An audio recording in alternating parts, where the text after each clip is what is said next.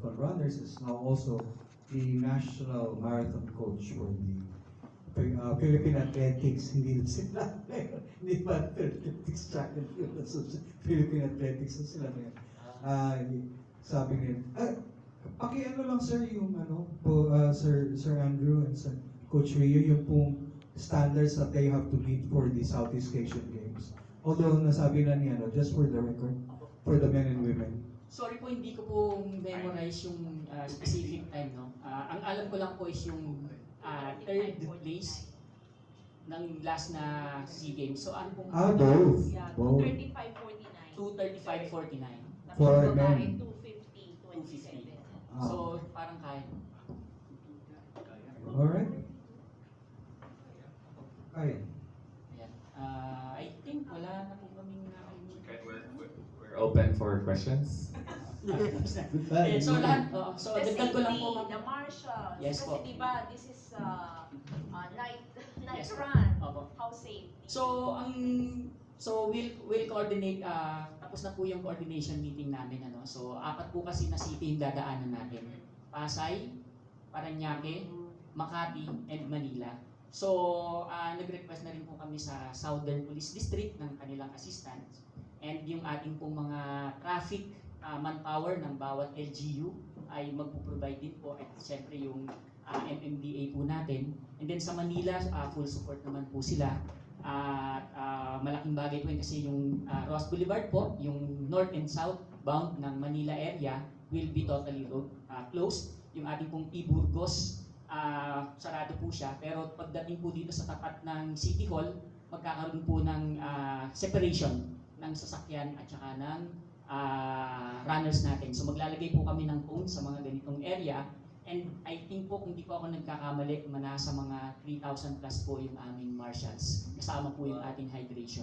So yung ating pong hydration will be every 1.5 kilometer to 2.5. Siguro po maximum 3 kilometer dun sa mga malapit. Kasi meron po kasing mga road na medyo masikip na tumama doon sa ideal sana natin na 1.5 and 2.5 kilometer. Pero kapag hindi po safe, ang ginagawa po natin ay inuusog po natin ng konti or nilalapit natin para yung experience po ng runners natin pagkuha nila ng sports drink. So, meron po tayong sports drink, meron po tayong water, meron din po tayong banana doon sa mga specific location para makatulong doon sa mga runners natin. So, meron pong I think 4 po na flyover yung dadaanan nila or bridge. So, ito po yung Buendia flyover, EDSA flyover, and then ito po yung Jones Bridge, hindi naman po siya ganun kataasan. Pero pag galing po kayo ng City Hall, papunta kayo ng Jones Bridge, meron pong slightly hill doon. And then yung dalawa po na bridge ng Intramuros and Binondo Bridge, no, sa loob. And then pagdating po doon, flat na po yan papasok. So we are really hoping na maka-hit sila ng target. Before that, sorry. For safety and security, since this is really our most prestigious and our biggest race, parang dalawang event to in terms of numbers sa amin kasi nag-average kami ng mga 8 to 10,000. Ngayon 19,000. So ginawa po namin, siyempre doble din. Doble yung medical team natin, yung doctors natin, yung ambulances natin, almost 30. So dinoble din natin lahat because again, for us, safety and security is really a top priority. No? And yung venue po natin, normally ginagamit natin isang block lang po sa SM Mall of Asia, yung Block 16. So this time po gagamitin po natin yung Block 16 and Block 20 to accommodate po yung ganun kadami. And very helpful naman po si SM, no? Dahil at saka po si Central Business Park and PRA to make sure na kaya yung capacity. Although ang biggest po natin dyan is yung Milo natin, ano? Kung natatandaan niyo po yung 2010, 116,000 runners yung nag-participate nung Run for Pasig River. Pero yung sa Milo po, nasa 40,000 po yung dalawang block na yan. No? So, huwag po kayong mag-alala kasi kami po ay halos hindi na po makatulog sa pag-aayos po nito to make sure na maganda po yung experience ng runners natin. Pangalawa po, safe and secure po yung runners natin. And sana po makisama po yung weather. Inubos na po ata last week yung ulan. So sana po magpahinga po muna siya para maganda po yung experience. Dahil last year po, all throughout from the start to finish po ay talagang umuulan. And meron din po kasing mga lugar na medyo binabaha, no? Na medyo malapit sa ankle, sa tuhod po yung mga ilang part. Pero ang meron naman po kaming backup kasi meron po kaming naka-ready na pump. So kapag bumaba, para at least tuloy pa rin. Pero worst case scenario po, similar to others, kapag hindi po siya safe, ipo-postpone natin.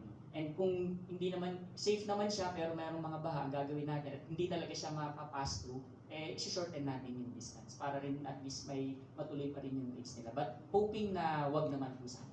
So to summarize, we're really putting everything on this race, no? Lahat ng learnings namin to make sure the experience is really safe and enjoyable. And lastly lang, because right now, the difference lang with our race this Sunday versus yung Milo and the Pasig is that our runners might be bringing their cars, so we encourage them to carpool because parking might be limited. No, first come, first serve. Yeah. And yung usual na 1 hour before the race, so we are actually encouraging our viewers and our runners to arrive at least 2 hours. Ang maganda lang po nito, actually i-share ko lang din po, no, yung economic impact ng race na to sa area. So nakakatuwa pong malaman na yung mga hotels around the area ay fully booked po sila. Dahil karamihan po ng mga runners natin nag-book na po. So ito po ay makakatulong din sa amin dahil yung mga sasakyan po nila ay doon na po sa hotel nila ipaparada. So lalabas na lang po sila, nandoon po sila. So again, ang main objective po namin ay to promote sports tourism and our iconic races here. And pangalawa po ay sana makatulong kami sa impact ng economy doon sa lugar na dadaanan natin. At syempre yung mga manpower natin kahit paano nagkakaroon din sila ng opportunity kahit love naman talaga nilang makatulong sa mga runners natin. So as early as 10 a.m. or as early as 10 p.m. Yun yung target namin na masarado na yung road. So yung manpower namin will be there as early as 6 p.m. Nagde-deploy na ng mga gamit natin. So with your support po, kung available po kayo sa August 10, pwede po kayong tumakbo. Gagawa po namin ng paraan. May towel po yan, kahit 5 kilometer. Pangalawa po, para po ma-experience nyo din po yung kung paano po kami mag-organize and willing po kami makinig kung ano pa po yung pwede namin i-improve, kung meron pong mga small things na nakita ninyo na Rio, mukhang sa susunod mukhang mas maganda to. So willing po kami kasi gusto po talaga namin itong palakihin pa ng palakihin para po ma-compare na din tayo sa Singapore Marathon, KL Marathon. So yun po yung ating objective. Yes sir? Good morning, Coach Rio.